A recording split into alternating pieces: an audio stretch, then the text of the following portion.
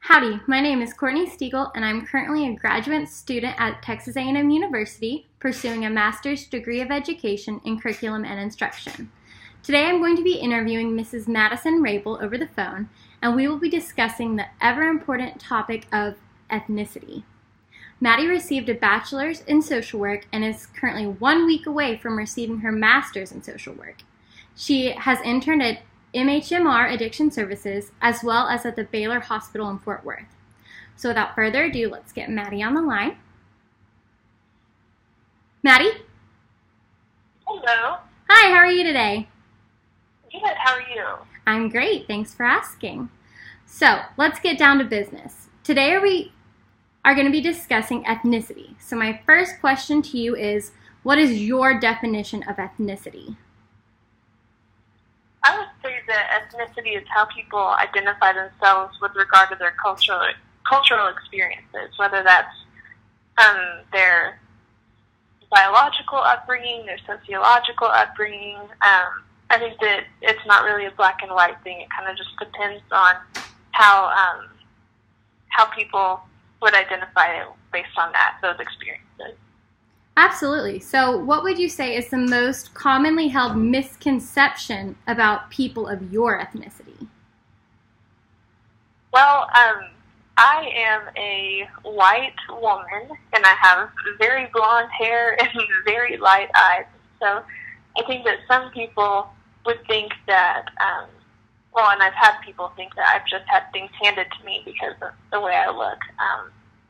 And that is not actually the case. I've worked really hard to be where I am, and no one forced me to go to school, and no one paid for my education. And so I just think that that's something that I've run into quite a bit in my life, just judging by my appearance and not by my character.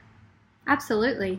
Have you ever felt excluded based on your ethnicity, and why? Not really that I can think of being excluded, but like I said, as a blonde-haired, blue-eyed woman, I have definitely been teased with my fair share of blonde jokes.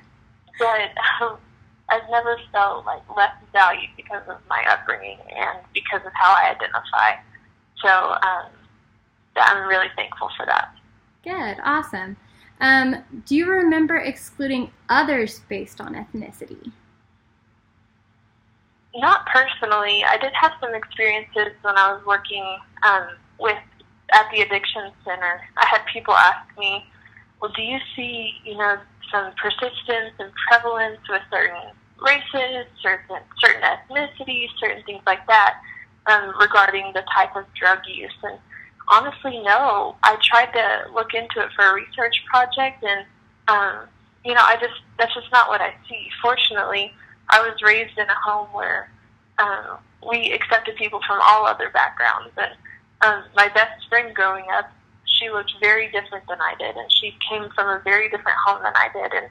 And me being the very light-complected person that I was, and she was actually complete opposite. She was very dark-skinned, very dark hair, very dark eyes, and we went out to eat as a family one time, and she came with us, and I introduced her as my sister. So it was just kind of some, I haven't been exposed to that. My family has always really encouraged being around people of other upbringing. Great, that's awesome. So kind of going further off of that, how important is it that people understand people of other ethnicities? I think that with my education, it has helped me see the importance of embracing people who are different. I think that there's something to be said for places that are diverse. You can cover more people, you can reach more people, and so to me it is very important. And fortunately, the places that I've worked and in my personal life as well, we do try to embrace people who are different and see the value there. Awesome. Well, great. Thank you for joining me today and sharing your personal experiences with ethnicity. Thanks again, Maddie. Thank you. I'm happy to share.